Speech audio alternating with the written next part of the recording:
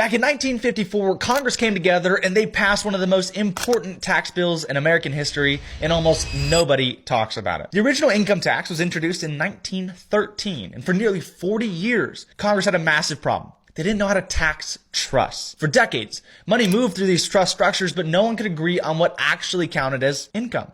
There was no clear rule, no consistent framework. So in 1954, Congress came together and they stepped back in. They passed what we now call Subchapter J of the Tax Code. On the surface, it looks boring. It's just the section that talks about trusts. But buried inside of Subchapter J was a quiet admission. Congress admitted they couldn't define income inside of irrevocable trusts on their own. So instead of forcing a federal definition, they made a different choice. They said, hey, we're just going to follow fiduciary law. In plain terms, it means the rules of the trust and the law of the state come first. The federal government comes second. That single decision changed everything. Because now, trust income wasn't being defined by politicians or federal agencies. It was being defined by the fiduciary of the trust, the trustee. And Congress understood exactly what they were doing. They understood trusts because they used them. They were trustees of family trusts and estate trusts, long-term structures designed for generations. This wasn't about breaking the law. It was about writing the law around their fiduciary structures. That's why this history makes people uncomfortable, because most people were taught that the IRS decides everything.